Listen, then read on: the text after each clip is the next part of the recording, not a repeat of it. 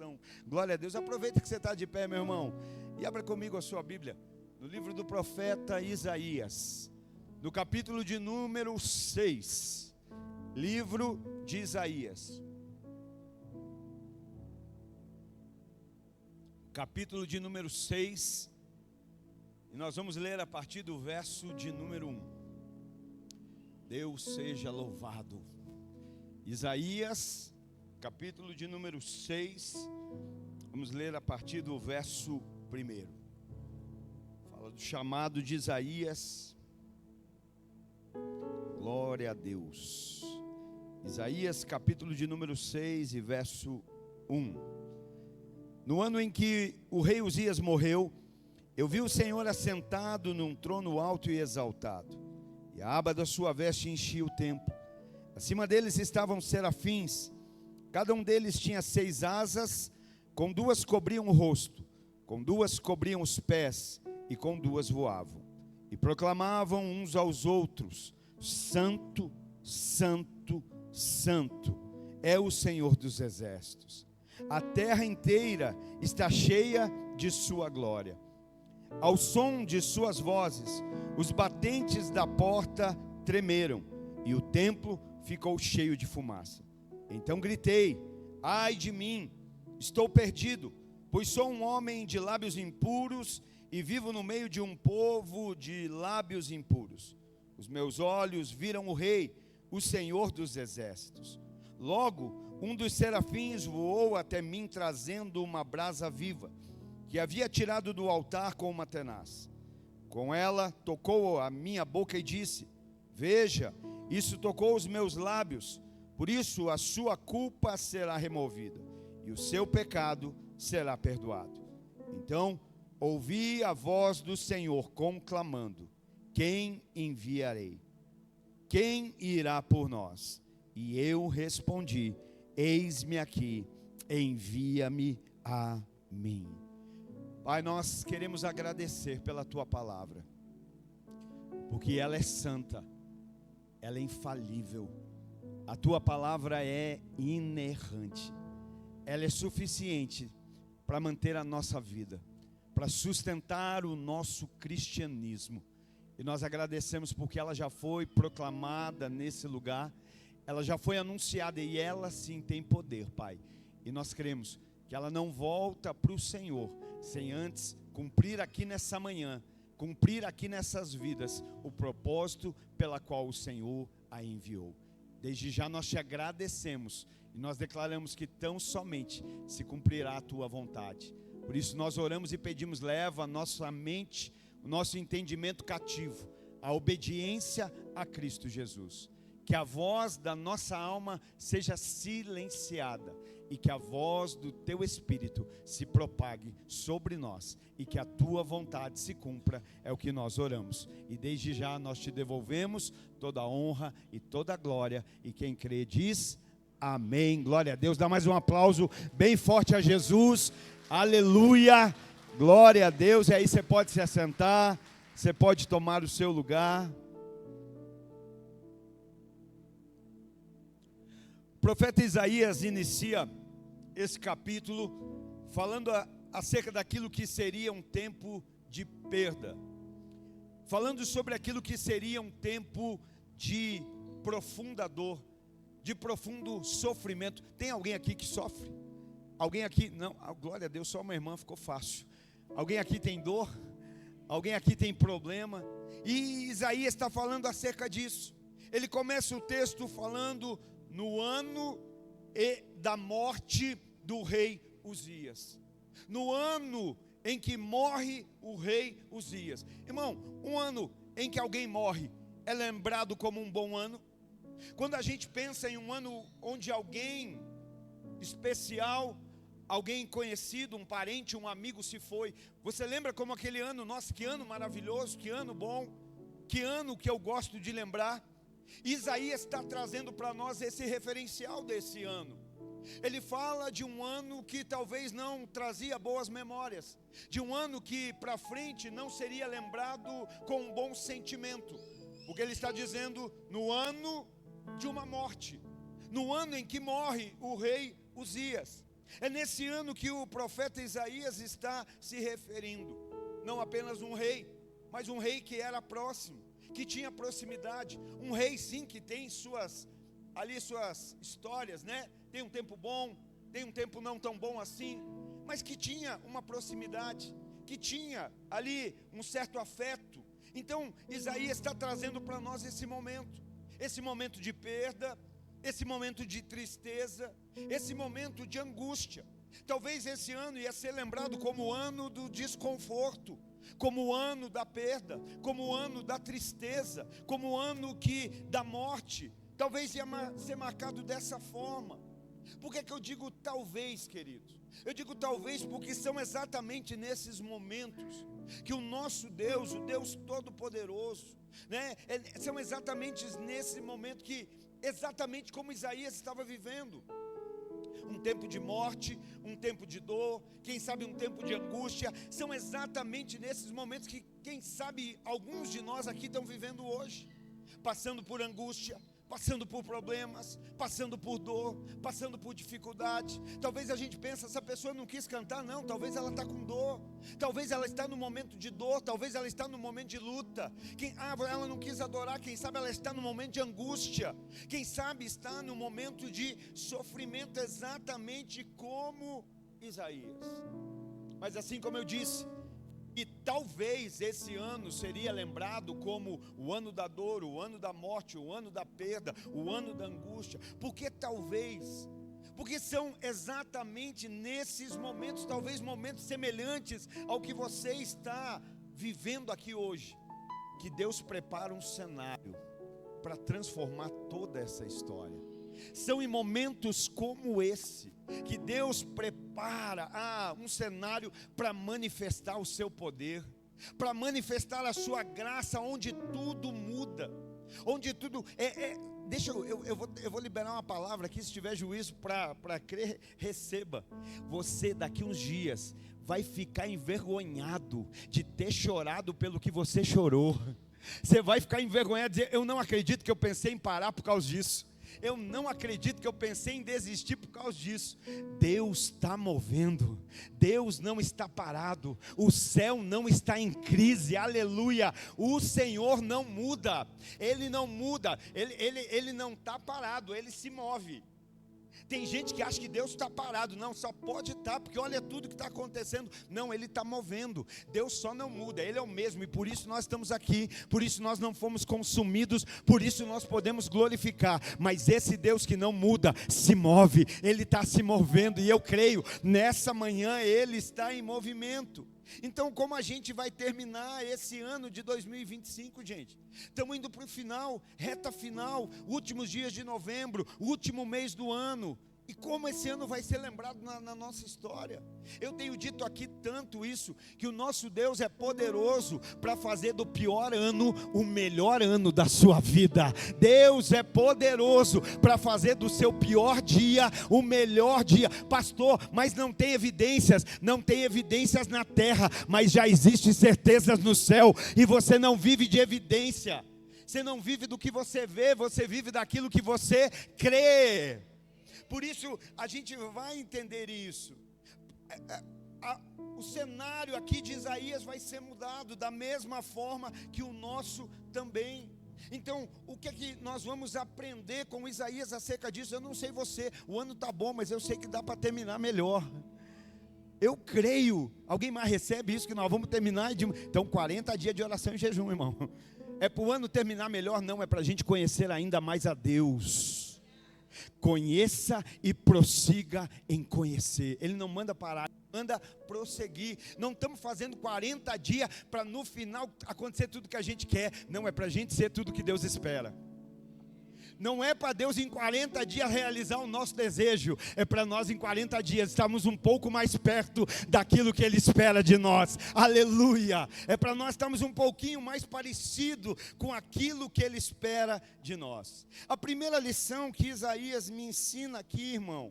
Olha só, no ano em que morreu o rei Uzias, ano de tristeza, ano de dor, ano de de perca, ano de incerteza. O que vai ser com o próximo reinado? O que é que vai ser daqui para frente? O Uzias a gente conhecia, mas e agora? O que é que vai ser daqui para frente? O que é que vai ser do próximo rei? E aí ele diz: eu vi o Senhor assentado num alto e exaltado trono. Aleluia. Sabe qual é a primeira lição que Isaías nos ensina nessa manhã? Isaías perdeu, mas Isaías, no meio da perda, decidiu continuar olhando para o alto. Isaías perde na terra, mas Isaías não fica procurando na terra aquilo que só o céu pode dar. Aleluia. Ele perde, ele tem perca, mas Isaías olhou para o céu. Tem alguém olhando para o alto? Tem alguém olhando para o céu? Tem alguém aqui nessa manhã olhando para Deus?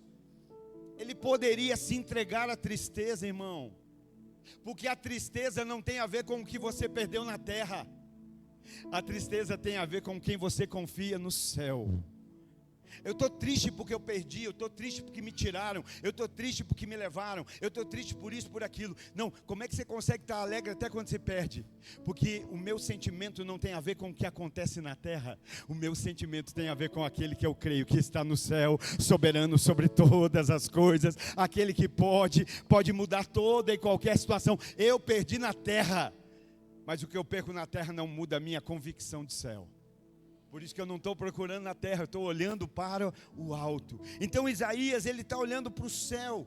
Ele poderia ter abaixado a cabeça, ele poderia ter ficado cabisbaixo, baixado o semblante. Não, mas ele olha para o alto. Ele olha, porque há um alto e sublime trono. Se é alto, não está na terra, irmão.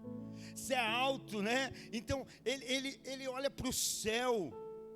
Ele olha para cima. Então, por que é que o ano pode ser revertido? Por que é que aquele que poderia ser um ano ruim pode ser mudado? E quando a gente confia em Deus, a gente prossegue além das perdas. Eu tive perda, mas eu não paro. Eu tive decepção, mas eu não paro. Eu tive tristeza, mas eu não paro. E não só não paro, eu continuo olhando para o alto. Eu continuo, aleluia, esquecendo-me das coisas que ficaram para trás. Eu prossigo para o alvo, aleluia, eu prossigo para a frente, né? Então a gente continua avançando. Faz quanto tempo que você não olha para o céu? Faz quanto tempo que você não olha para o alto? Me preocupa a gente que vê tudo quanto é tipo de defeito na terra. Me preocupa a gente que cuida demais da vida dos outros, irmão. Por quê, pastor? Porque quem cuida da vida demais dos outros é sinal que nada está acontecendo na sua vida. Só tem tempo para cuidar da vida dos outros quem na sua vida mesmo não está acontecendo nada. Está lá, porque isso, porque aquilo. Não, irmão, Deus, move as águas na minha vida, para eu estar tão ocupado que eu não vou mais ficar reparando nos defeitos, não vou mais ficar reparando na vida dos outros, eu vou estar vivendo a mim. Se alguém precisar de ajuda, socorre. Você entendeu o que eu estou dizendo nesse cuidar? É o cuidar das trevas. Não é o cuidar de amparar, é o cuidar de apontar, de julgar, de falar. Só vê o que é ruim, irmão. Olha para o céu é perfeito. Olha para o alto. Começa, sabe qual é o problema? Você não entende, mas a sua fé é comprometida quando você vive com o seu olho mais na terra do que no céu. Porque você quer olhar para Deus a partir da terra. Você olha a terra e aí quer olhar para Deus, aí a sua vida não vai, você não consegue fluir. Por isso, olhe para Deus e depois para a terra. Olhe para uma terra que pode estar em caos, mas quando você olha o céu, você vai dizer: Ele me disse que dá para ser na terra como é no céu. Porque Ele me disse: orai para que seja feita a tua vontade aqui na terra como ela é aí no céu. Eu não sei, irmão, talvez tenha alguém aqui esperando para viver o céu no céu. E eu talvez vou te dizer, você está perdendo tempo. Porque você pode viver o céu na terra. O que é o céu? O céu é o lugar onde Jesus é rei. Se Ele for rei na tua casa, se Ele for rei no teu cristianismo, você está vivendo o céu na terra. Dá para viver o céu na terra. O reino dos céus vai vir, o reino do céu já veio, porque o reino do céu é onde o rei está. Se o rei chegou, o reino também se estabeleceu.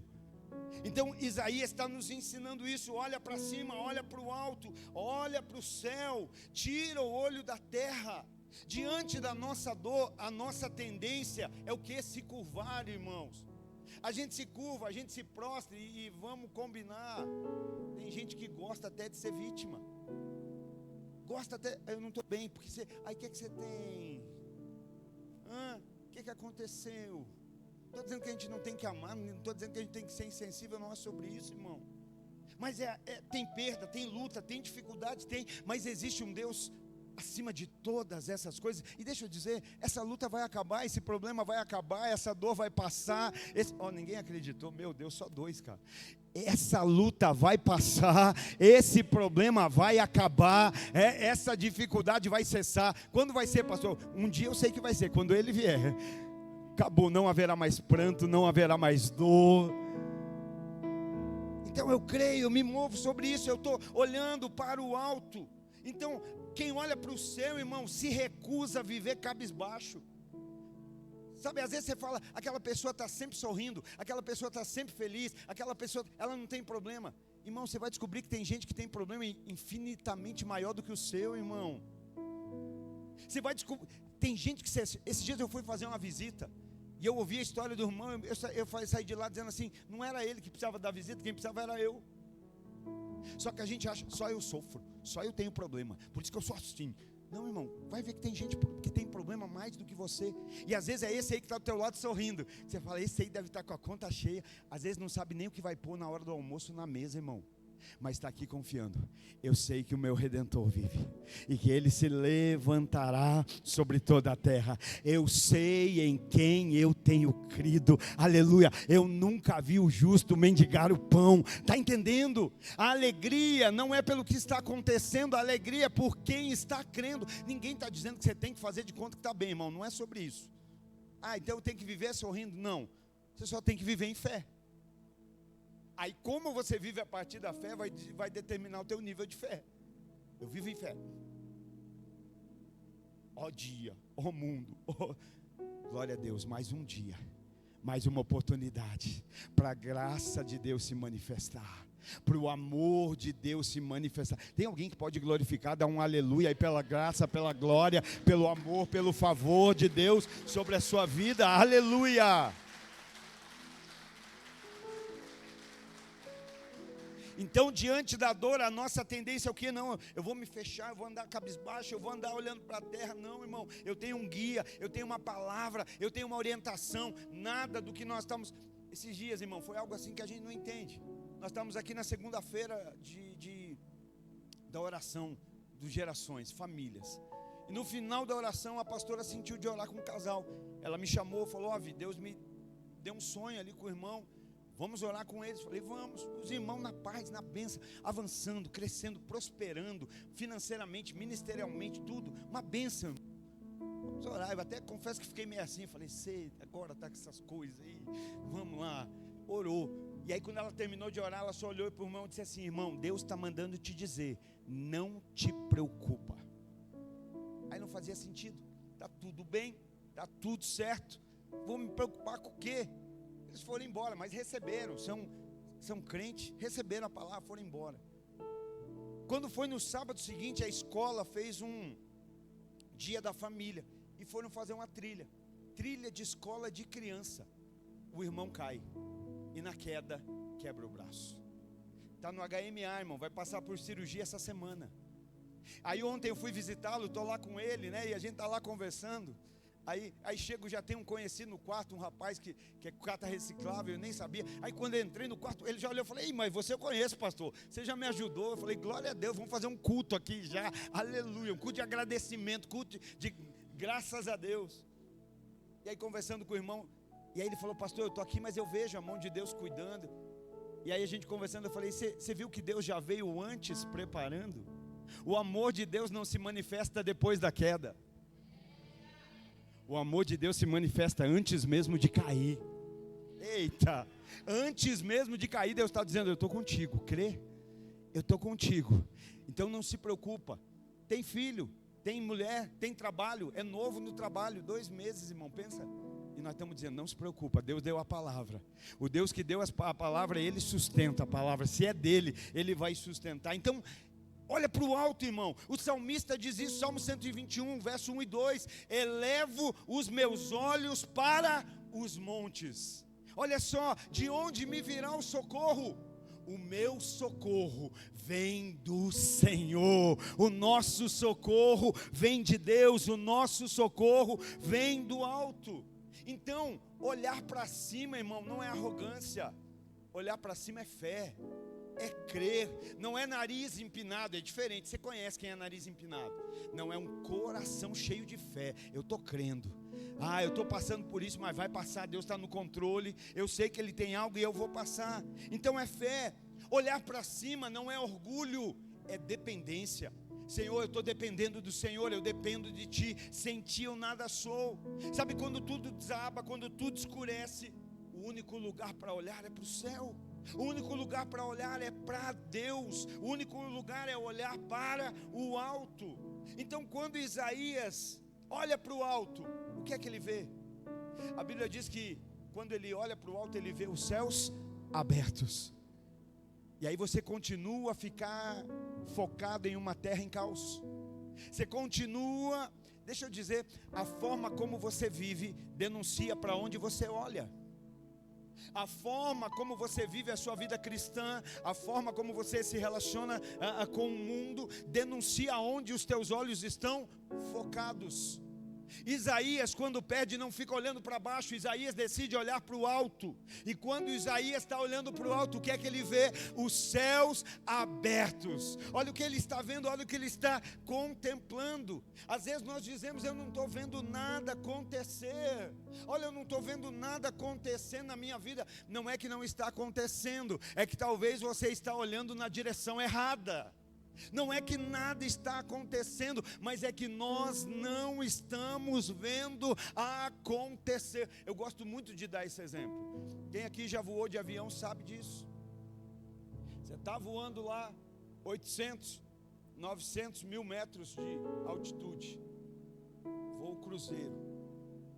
Você olha para aquela, você está ali dentro da aeronave, parece que nada está acontecendo, sim ou não? Você fala assim: eu não vou chegar lá nunca. Nada se move, está tudo parado. Não é essa a impressão que você tem? Você está ali dentro e você fala: Jesus, não pode ser, não estou. Já fiz voo de 4, 5 horas, você fala: meu Deus, parece que mas essa é a tua sensação do lado de dentro. Aquela aeronave está quase uma velocidade, Eu não sei a velocidade de avião. Alguém sabe dizer? Eu não sei, mas é bastante. Quanto? 700 km por hora. Isso. Meu Deus. E você dizendo assim: nada está acontecendo. A velocidade daquilo que Deus está fazendo, nem de longe o avião pode se comparar. E você está dentro dizendo: Deus não está fazendo nada na minha família, Deus não está fazendo nada na minha casa, Deus não está fazendo nada. Às vezes eu tenho vontade de pular da aeronave. Irmão, ainda que você não esteja vendo, creia, está acontecendo, está se movendo, e deixa eu dizer, numa velocidade muito maior do que você possa imaginar. Só fica firme aí no voo, fica firme no teu lugar, Então não é que não está acontecendo, talvez não está olhando para o lado certo. Isaías vai ver por quê? Porque Isaías olha para o lado certo. Isaías olha, vê os céus abertos. Mais do que os céus abertos, Isaías vê Deus assentado num alto e sublime trono. O templo está cheio da sua glória, e serafins clamando: Santo, Santo, Santo é o Senhor. Olha como é importante a gente mudar a nossa ótica. Olha como é importante mudar a nossa visão. Hoje, irmão, a tua vida pode ser reconfigurada. Alguém crê?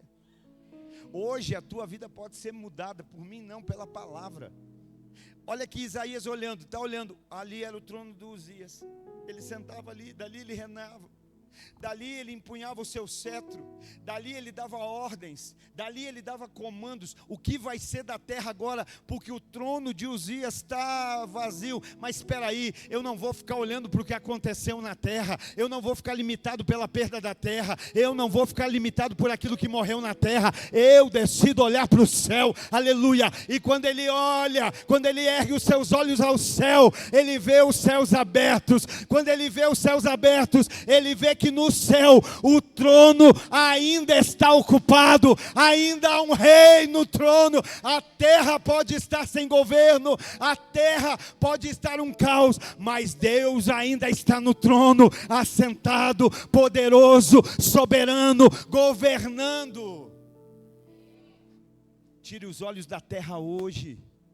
Tire os olhos daquilo que morreu na terra. Tire os olhos daquilo que está desocupado na terra. Tire os olhos daquilo que está vazio na terra. E olhe para um Deus. Ele está dizendo, Deus está no trono. E aonde Ele está, há transbordo. Deus está no trono. E o que é que Ele está dizendo? Olha só, Ele está falando, Deus está sentado. Deus, eu olhei para o céu e vi o Senhor assentado num alto e sublime trono, e a aba da sua veste enchia o templo.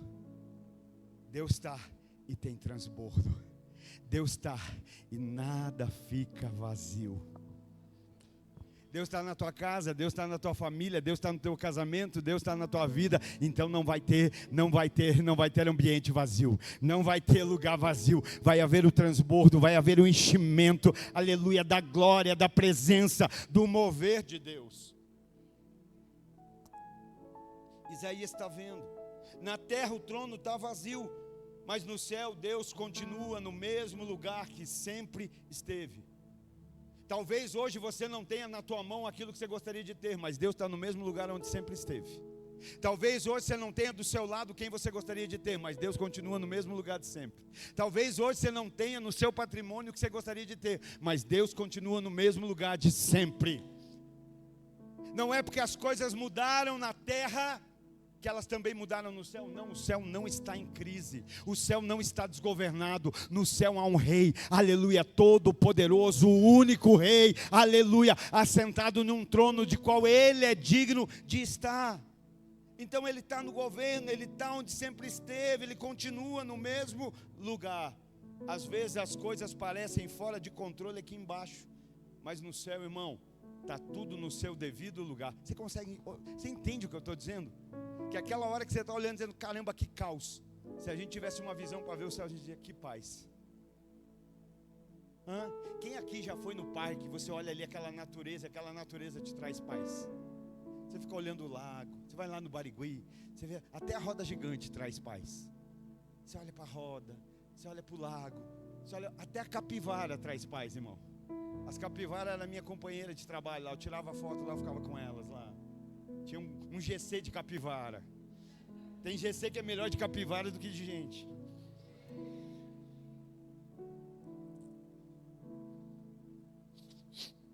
Não, mas vocês são bênção, é só em outros lugares.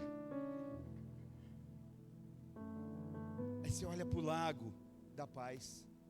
Você olha para o verde, dá paz. Não é assim? Você olha os pássaros. Às vezes eu via o pássaro sentar na capivara. Eu falava, meu Deus, e às vezes ovelha com ovelha não se acerta.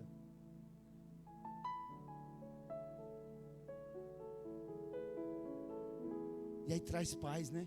Pensa, irmão, se olhar para o parque já traz paz, o que dirá olhar para Deus assentado em um alto e sublime trono?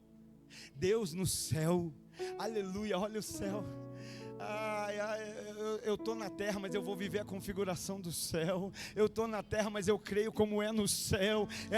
Os meus pés, ai meu Deus do céu, os meus pés estão na terra, mas o meu coração está no céu. Os meus pés estão na terra, mas a minha mente está no céu. Aleluia. Por isso, irmão, que Deus não quer a tua mão sem ter a tua mente e o teu coração. Porque o nosso pé e a nossa mão está na terra, mas Ele está procurando gente que a mão e o pé estejam na terra, mas o coração está no céu. Não dá para subir o monte com as mãos ensanguentadas. Não matei ninguém, não matou aqui do lado de fora, mas dentro. Tem gente me matando aqui agora, irmão. O pastor Pierre falou ontem aqui, que bênção, né? Que palavra, irmão. Eu sou nível iniciante perto dele. Que palavra. Então pensa, irmão, para onde nós estamos olhando? Tem perda, tem morte, tem frustração, tem angústia, mas tudo isso aqui é passageiro. Por isso eu não vou deixar que o passageiro me roube daquilo que é eterno. Isso aqui tem tempo determinado, 70, 80, 90 anos se muito, mas a eternidade não tem fim. Então o que configura o modo que eu vivo não é aquilo que é transitório, mas aquilo que é eterno. Pensa aí, faz um paralelo. Como você vive dentro da casa? Na sua família, no seu lar? Você vive como você vive no trabalho?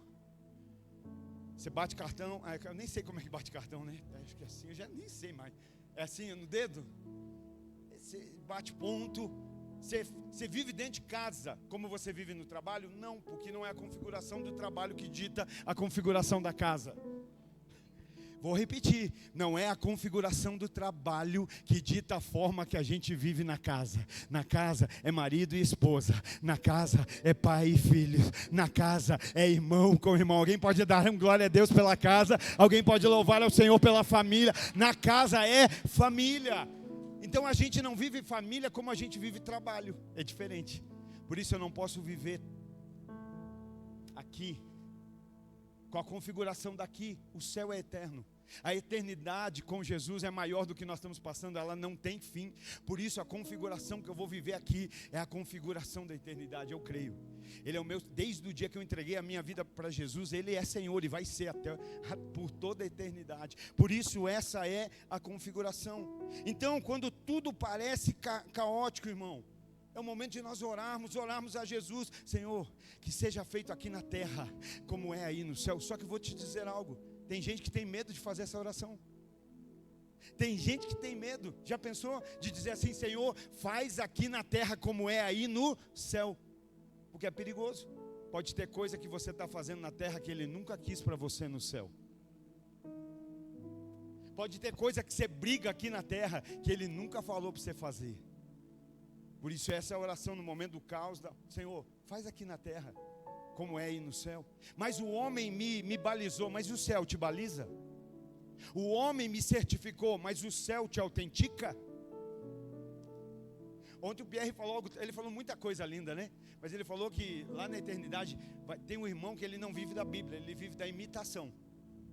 Ele imita o outro lá, o outro está fazendo errado, ele está imitando. Vamos lá, forma a quadrilha. Quando chega no céu, Jesus, eu estou aqui para me justificar. Mas eu fiz que nem ele. Pois é, mas ele estava fazendo errado. Vocês vão para o mesmo destino, vocês vão para o mesmo lugar. Por isso, irmão, se for para seguir alguém, segue a Jesus, segue a palavra, segue a Bíblia, segue Ele, segue o Todo-Poderoso, olha para cima. Então, o que Isaías vê? Isaías vê a grandeza de Deus. E quando ele vê a grandeza de Deus, o que é que ele enxerga? A sua pequenez. Esses 40 dias, não é para a gente chegar aqui de peitinho estufado no final do ano e dizer, eu sou bom. Nesses 40 dias a gente vai ouvir Deus dizendo assim, está vendo tudo isso aí que vocês fizeram? Agora, só tem uma coisa para vocês dizer. Todas essas aí de vocês são trapo de imundícia. Porque o que será de nós sem Ele? Então, quando Isaías vê a grandeza, né, de Deus, ele vê o que? A sua pequenez. Só que isso é lindo, sabe por quê? Porque quando nós lemos Isaías do 1 ao 5, nós encontramos Isaías dizendo assim, ai de ti, ai de ti, ai de ti. Nada está acontecendo na minha vida, eu posso ficar apontando a vida dos outros.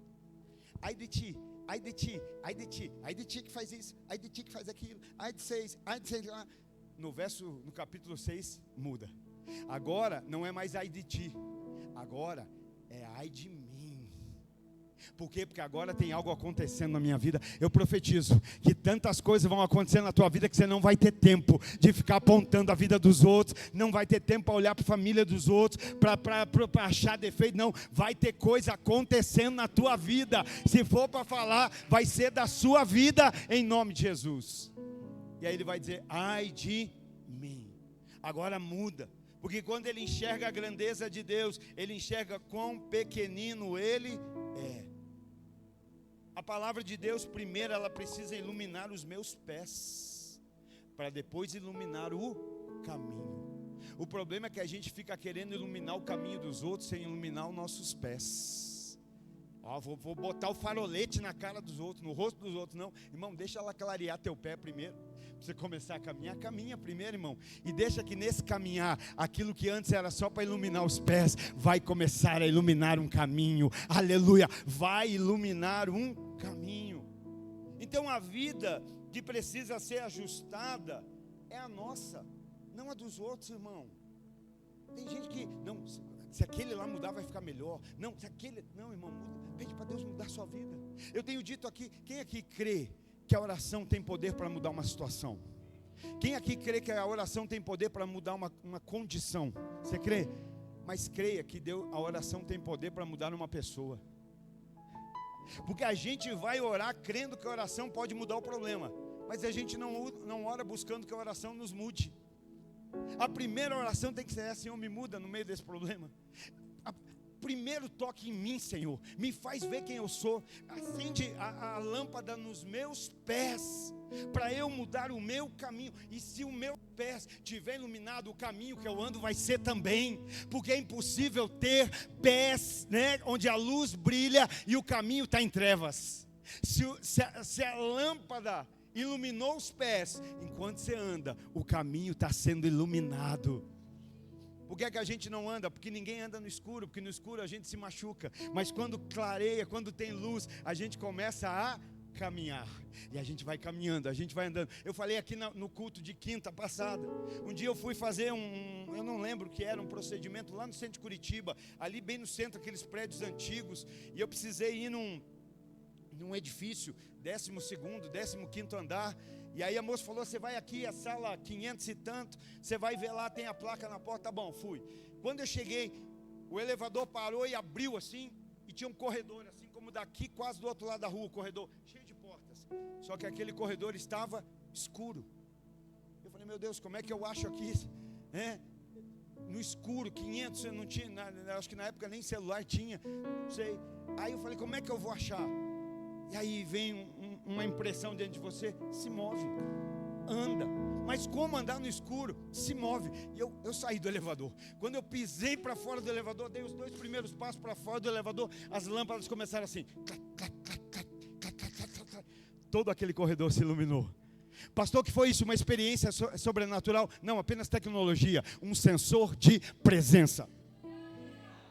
Quando você se move segundo a palavra, segundo a direção do Espírito, deixa eu te dizer, aleluia, as portas que se abrem, as luzes que se acendem, não é por causa de nós, é por causa da presença que está na nossa vida. Aquilo que estava em trevas, vai haver luz. Aquilo que estava fechado, vai se abrir em nome de Jesus. Então deixa clarear primeiro, anda, vai clareando, vai se movendo, mas não fica parado. Sabe quem e aqui nós vemos que quando clareia, o que Isaías está dizendo? Ai de mim, porque eu sou um homem pecador. Eu sou um homem de lábios impuros, no meio de um povo de impuros lábios.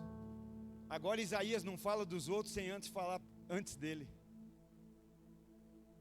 Agora Isaías fala dos outros, mas antes vai falar dele. Aí a gente pensa assim: será que o povo é que é ruim, ou o povo é ruim porque eu estou no meio dele?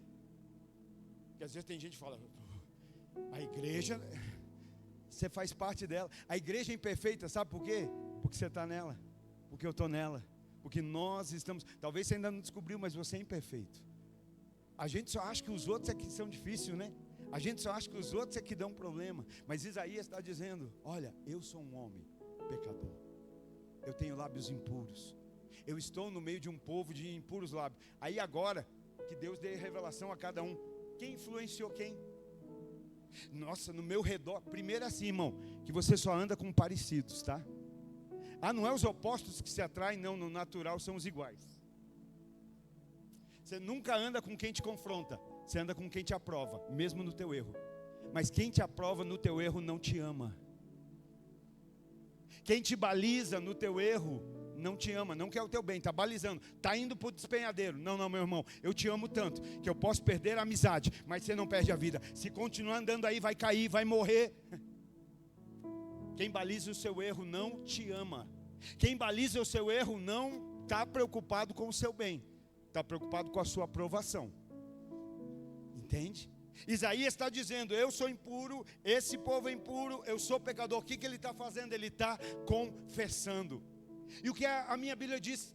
Que onde há confissão existe perdão, porque Ele é fiel e justo para nos perdoar de todo o pecado e nos purificar de toda injustiça. Ele é, mas precisa haver confissão. Quando Isaías confessa, o que acontece? Há uma ação do céu, aleluia. Você começa olhando para o céu e depois você passa a desfrutar do que o céu está fazendo. Você começa a olhar para o céu e a partir de um céu aberto, você começa a ser tocado por aquilo que o céu está movendo. Eu sou um homem impuro. É nesse momento que a Bíblia diz que sai um anjo da onde? Do céu. Com uma tenaz, um alicate, com uma brasa na ponta. Para quê? Para tocar na impureza que Isaías confessou. Não, você não entendeu. Hoje, você só sai daqui carregando impureza se você quiser.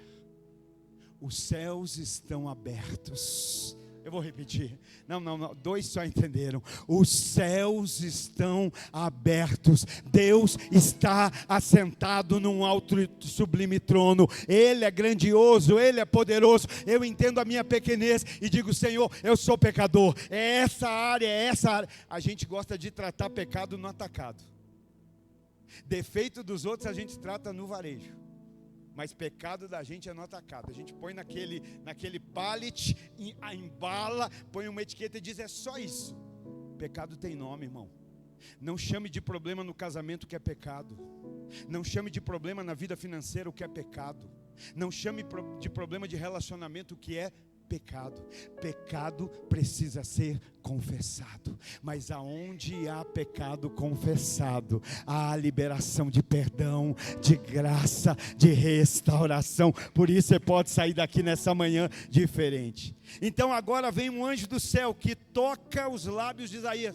Por que ele toca os lábios? Porque é nos lábios que Isaías confessa o pecado. Eu sou um homem de impuros lábios. Talvez hoje vai ter gente que vai ter que dizer para Deus: Deus, eu sou um homem de olhos impuros.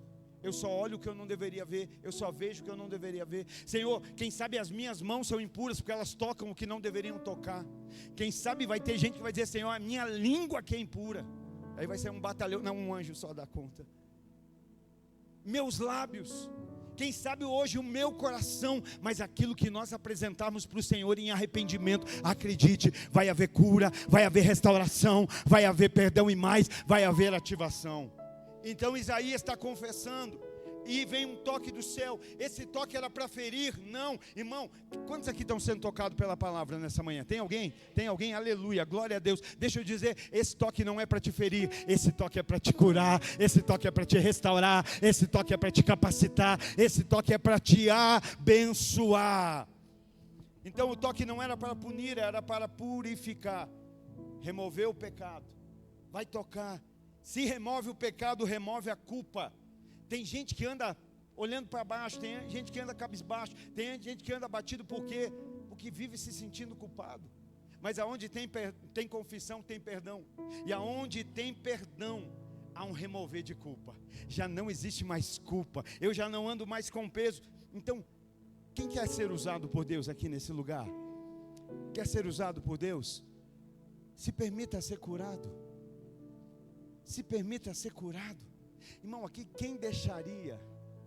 Quem de nós aqui chegaria hoje num ambulatório, num hospital, numa clínica, talvez particular aí, para os que têm plano, e deixaria que um médico ensanguentado te tratasse? Que um médico derramando sangue cuidasse da sua ferida? Quantos deixariam? Ninguém. Por que é que nós achamos que nós podemos cuidar de gente no espiritual sem permitir que Deus cure o nosso espiritual?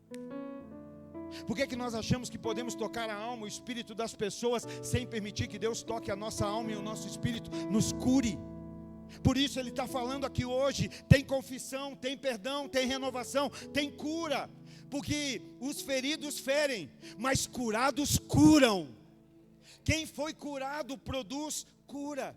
Então se eu confessar, se eu me arrepender, aí você está pensando assim: então tá bom, pastor, entendi. Eu confesso, eu me arrependo, e aí Deus vai mandar um anjo do céu Não. Anjo do céu, Deus mandou para Isaías, para mim e para você. Aleluia. Não. Ele mandou configurar melhor. Ah, pastor, então, se eu confessar, se eu me arrepender, Deus vai mandar do céu um anjo com uma brasa. Não. Anjo com brasa, Ele mandou para Isaías. Para mim e para você, Ele mandou Jesus na cruz do Calvário. Não é brasa, é sangue que lava, que purifica, que renova, que restaura, que regenera, que justifica. Aleluia. E aí, para irmos para o final. E agora, depois de todo esse processo, Isaías arrependido, confesso, perdoado, restaurado e curado. Aí, não é Isaías que fala: o que é que eu posso fazer? O que é que eu quero fazer? O que farei eu? Não, é o Senhor que fala. E agora?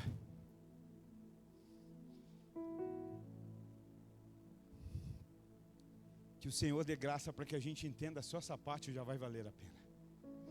Isaías não começa no 6 dizendo assim, o Senhor dizendo: e agora, quem enviarei? Porque agora, se eu for procurar quem enviar, não vai ter. Deus sabe o tempo exato, o momento certo. E a voz que te habilita não vem da terra, a voz que te habilita vem do céu. A terra só testifica com o que o céu já liberou. Agora, o que significa esse agora? Indicativo de tempo, não é isso? Agora o que? Agora que Isaías olhou para o céu, agora que ele viu os céus abertos, agora que ele viu que Deus é grande e ele é pequeno, agora que ele reconheceu o seu pecado, agora que ele confessou, agora que ele foi tocado, curado, reabilitado, agora que ele foi, está curado, agora é Deus que fala. E agora, a quem eu enviarei? Está entendendo? Não é Isaías falando, é Isaías respondendo. Chamado não é eu que falo, chamado sou eu que respondo. Chamado não é eu dizendo eu sou. Não, chamado é Deus falando e eu respondendo: Senhor, eis-me aqui, envia-me a mim. Então, antes de ser usado por Deus, Isaías foi posicionado, Isaías foi alinhado, Isaías foi quebrantado, Isaías foi purificado, Isaías foi curado. Isso nos ensina, irmão, que nós não deveríamos buscar querer ser usados por Deus sem antes ser curados por Deus, tratados por Deus. Não, eu não gosto que a palavra me trate. Vou te dar um conselho: toda vez que a palavra doer, porque a palavra não é para doer, a palavra é para curar. Então, se a palavra dói, não é a palavra que machuca, é a ferida que ainda está aberta.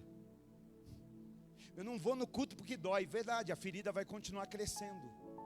E aí você encosta em outra e passa a gangrena. A palavra não fere, a palavra cura. A palavra toca na ferida. Eu sou assim, irmão. Quando eu começo a ouvir uma palavra que começa a machucar, eu falo: essa palavra eu não queria ouvir, mas é essa palavra que eu preciso ouvir. E aí eu me agarro na cadeira.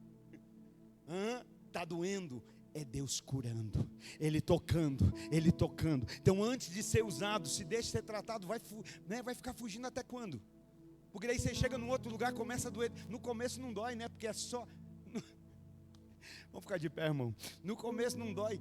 É triagem não dói. Não é assim? Chega na triagem, nem olha para você, só fala assim: o que você está sentindo? E anota. Ai, que gostoso, essa igreja não dói. Está só na triagem, irmão. Aí quando vai para o segundo, aí agora, mas está acontecendo o que acontecia lá. Não é que está acontecendo o que acontecia lá, é que você continua carregando aqui o que deveria ter curado. E aí vai fugir daqui para outro lugar? Vai continuar fugindo? Ou hoje vai dizer: Senhor, cura-me, toca-me, Senhor. Está aqui, eu quero expor, eu quero ser curado, eu quero ser mudado, eu quero ser reconfigurado. Tem alguém aqui que nessa manhã crê que Deus pode curar, restaurar, renovar? Aleluia. Então, irmão, não busque ser usado antes de ser tratado. Não busque o púlpito antes de buscar o céu. Primeiro busca o céu. Se você tiver o céu por onde você passar, vai ser um púlpito na tua vida. Ontem o Pierre também falou, né? Plataforma, a gente mistifica, o prédio, né? A nossa vida precisa ser um altar, um púlpito onde a gente prega. Então, não busque a obra de Deus sem antes buscar o Deus da obra. Nenhuma obra que a gente possa fazer em nome dEle é maior do que a obra que Ele quer fazer em nós. Às vezes a gente ajudava, né, passar pano. Hoje a gente canta, a gente não faz mais isso, que agora eu fui promovido. Não, irmão. Antes a gente fazia alguma, agora eu sou líder de alguma coisa. Não, agora é que a gente vai fazer ainda mais. Porque isso aqui é só, eu não perdi a habilidade com a vassoura, porque eu peguei no microfone. Eu amo a vassoura. E quem anda comigo aqui sabe. Viva cada fase, mas cada momento que seja para a obra de Deus. Senhor, eu estou passando pano aqui porque não é porque eu estou fazendo a tua obra, é porque o Senhor está fazendo a tua obra em mim. Enquanto eu estou juntando esse lixo aqui, o Senhor está fazendo a sua obra em mim. Aleluia. Alguém pode dizer um glória a Deus, dar um aleluia a esse Deus todo poderoso? Então reconheça, o caminho é esse. Se posicione, olhe para o céu, veja a grandeza de Deus, reconheça as suas falhas, deixe Deus te tocar pela graça, e Ele vai curar, vai perdoar. E aí então, você vai ouvir Ele dizendo: e agora, quem eu envio? Quem eu posso enviar? Com Isaías diante dele. Isaías vai dizer: Senhor, eis-me aqui. O Senhor sabe o processo, o Senhor sabe que eu não fugi, o Senhor sabe que eu não corri, que eu enfrentei, que eu passei. Eis-me aqui, envia-me a mim. E eu termino aqui, irmão. Não se envie, não se auto-envie. Sabe por quê? Porque quem se auto-envia precisa se auto-sustentar. Mas quem Deus envia, Deus sustenta. É aquele momento que você fala: eu estou cumprindo a vontade. Ele pode dizer: até pode ser a vontade, só é fora do tempo. E fora do tempo Ele não sustenta. Eu creio. Fecha teus olhos. Vamos